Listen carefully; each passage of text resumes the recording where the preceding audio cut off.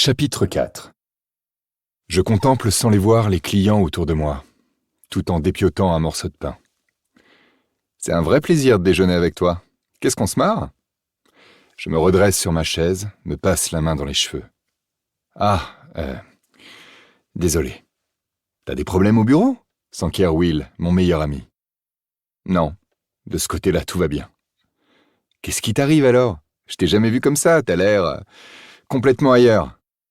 C'est vrai. Je ne cesse de penser à Jodie et ça me gave. Je devrais la virer de ma tête, mais je n'y arrive pas. Je n'ai même plus envie de sortir ni de draguer d'autres femmes. Une grande première pour moi. Pourquoi emplit-elle à ce point mes pensées ? Ça me dépasse.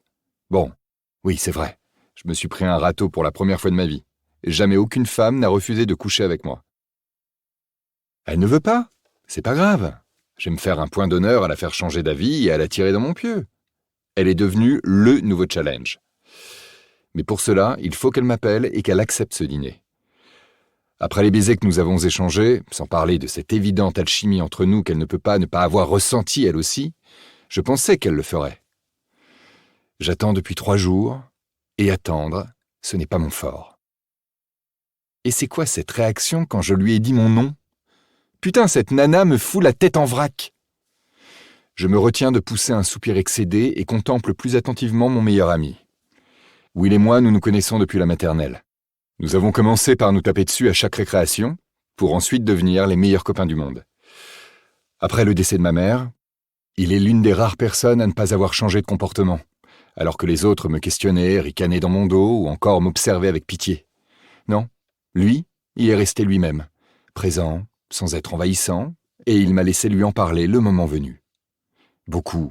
Beaucoup plus tard. Nos yeux se croisent, et il me sourit, mais... Je ne sais pas, il y a un truc qui cloche. Il est tout pâle et il n'a quasiment rien mangé alors qu'habituellement, il dévore. Will aime les bonnes choses, le bon vin, les restaurants haut de gamme, ce qu'il peut se permettre avec son statut d'avocat.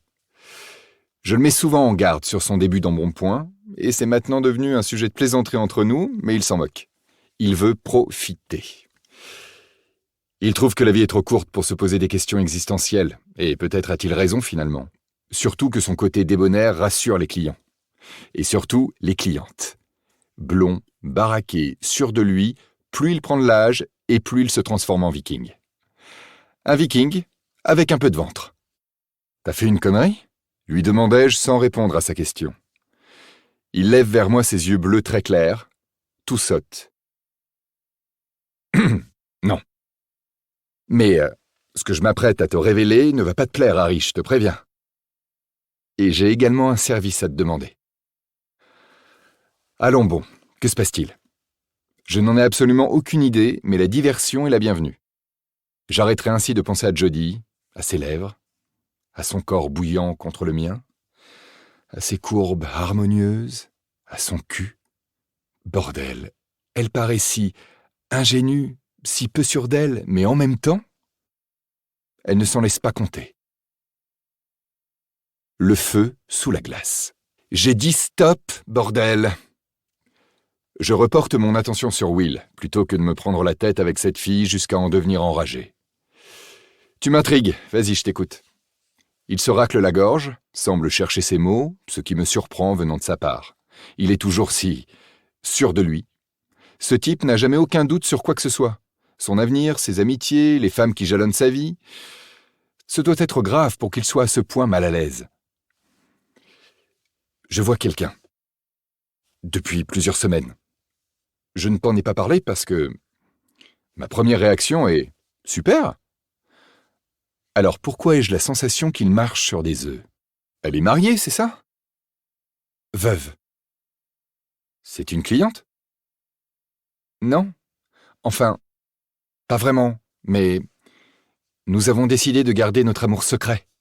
Jusqu'à maintenant. Je lui adresse un sourire engageant. Parfait. Jusque-là, je ne vois pas ce que je pourrais trouver à redire. Tu as le droit d'être amoureux. Mais s'il dit que ça ne va pas me plaire, c'est que ça ne va vraiment pas me plaire. Il me connaît. Il sait que j'ai parfois le sang chaud. Que me cache-t-il ? Nous n'avons jamais eu le moindre secret l'un pour l'autre. Encore une fois, je me demande qui est cette femme pour qu'il soit à ce point gêné, voire carrément flippé. Putain, il ne cesse de se tortiller sur sa chaise. Tu sors avec une criminelle? Avec une nana qui a des démêlés avec la justice? L'un des bikers du club de mon frère est marié à une avocate. Un autre avec une Mexicaine. L'amour n'a pas de frontières, mec, ni de couleur. Il frappe où il veut, quand il veut. Non, ce n'est pas ça, répond-il après s'être raclé la gorge. Tu es sorti avec l'une de mes ex? Je crois le voir rougir. Putain. Comme il me connaît mieux que quiconque, il sait que je ne me suis attaché à aucune des nanas que j'ai baisées. Mes relations ne sont qu'éphémères, n'ont aucune importance, donc... Mes yeux s'agrandissent. Non. Pas elle. Ne me dis pas que tu sors avec Jordan. Son petit air de gamin pris en faute vaut toutes les réponses du monde. Putain. Jordan? La veuve de mon père? La femme qui a foutu en l'air mon frère? C'est à cause d'elle qu'il est parti, parce qu'il l'a trouvée au pieu avec notre père. Je n'ai qu'un mot pour décrire Jordan. Salope. Enfin non, plusieurs. Vénal et salope. Will, insistai-je. Si, c'est... Je sors avec elle, Harry. Ça s'est fait comme ça, je te le jure. Je n'avais rien prémédité. Elle est passée un soir au cabinet. Elle voulait voir mon collègue en charge de son dossier contre ton frère et toi. Et il n'était pas là. Alors elle m'a invité à dîner.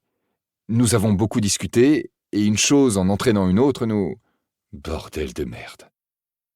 N'en dis pas plus. Enfin, Will, Il m'interrompt. Je sais ce que tu penses, mais elle a changé. Elle est merveilleuse, Harry. Je n'ai jamais rencontré une femme comme elle et je vais l'épouser. Quoi? De toutes les femmes résidant à Austin, il a fallu qu'il jette son dévolu sur la plus fourbe, la moins digne de confiance qui soit. Cette femme est un parasite, une sangsue, une croqueuse d'hommes. Elle va le sucer jusqu'à la moelle, puis le virer. Comment le lui faire comprendre sans qu'il me croie jaloux, sans qu'il imagine qu'elle a compté pour moi? Car rien n'est moins faux. Je n'ai jamais eu le moindre sentiment pour elle. Notre relation n'a duré en réalité qu'une seule et unique nuit. Je l'ai baisée, point barre. Pour tout un tas de raisons à la con. La première étant pour faire chier mon père, lui faire vivre ce qu'il a imposé à mon frère, même si à mon humble avis, il savait à quoi s'en tenir sur la fidélité de sa femme. Will, tu sais pas dans quoi tu mets les pieds. Je l'aime. Putain, il est amoureux, ce con. Je ne veux pas que tu souffres, tentai-je. Cette histoire ne peut que mal finir. Ça n'arrivera pas. Elle m'aime aussi. Elle n'a rien demandé, rien exigé. C'est moi qui veux me marier, mec. Elle est la femme de ma vie. C'est encore pire que tout ce que j'avais imaginé. Un cauchemar. Je ne peux m'empêcher de penser qu'elle l'a séduit pour se rapprocher de moi. Ou de Kurt, qu'elle a tenté de reconquérir après le décès de notre père, alors qu'elle a trahi mon frère de la plus ignoble manière. Cette femme est une folle, doublée d'une nymphomane, qui se fait sauter par n'importe qui, et je ne suis pas très fier d'avoir fait partie du lot. Mais dans la vie, on commet parfois des erreurs de jugement. Tu ne la connais pas comme je la connais, Will.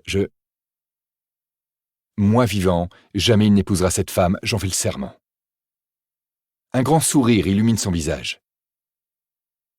Je sais ce que je fais, Harry. Je n'ai jamais été aussi heureux toute ma vie. Ok, capitulai-je. Je finis mon verre, histoire d'avaler la pilule, mais rien n'y fait. Un goût de cendre persiste dans ma bouche. Tu as parlé d'un service. Me croyant revenu à de meilleurs sentiments, il arbore un sourire qui s'étire d'une oreille à l'autre. Je vais devoir la jouer fine. Je suis son meilleur ami, et à ce titre, je me dois de le protéger de cette salope et d'empêcher ce mariage coûte que coûte. Même s'il faut pour cela me battre contre lui. Peut-être que si je lui apporte la preuve qu'elle le dupe, il sera plus enclin à regarder la vérité en face. Nous devons discuter du mariage ce soir, et j'ai complètement oublié d'aller récupérer le devis chez le wedding planner. Je suis au tribunal toute la journée et ma secrétaire étant en vacances. Il n'y a que toi, mon meilleur ami et futur témoin, à qui je peux le demander. Le seul en qui j'ai confiance. Tu veux bien prendre 5 minutes pour faire ça pour moi, termine-t-il avec des yeux de chaton implorants. Un plan commence à voir le jour dans ma tête. Oui, bien sûr. Je suis pour la paix des ménages. Je ne voudrais pas que tu aies déjà des embrouilles avec ta future épouse. Mon cul, oui. S'il pouvait rompre dès ce soir, ça m'arrangerait. Il semble malheureusement déjà sous la coupe de cette manipulatrice et il chie dans son froc rien qu'à la pensée de lui déplaire. Merci Harry, tu me sauves la vie. Qu'est-ce que je disais ? Il se lève, griffonne à la va-vite une adresse sur un morceau de papier qu'il pousse dans ma direction, puis il me met une main sur l'épaule. Tiens-moi au courant, je passerai récupérer les papiers à ton bureau ou chez toi. Je vais être en retard. Salut ! Will ! Il se retourne. Oui ? C'est prévu pour quand ? Dans 3 mois. Putain, plus une minute à perdre.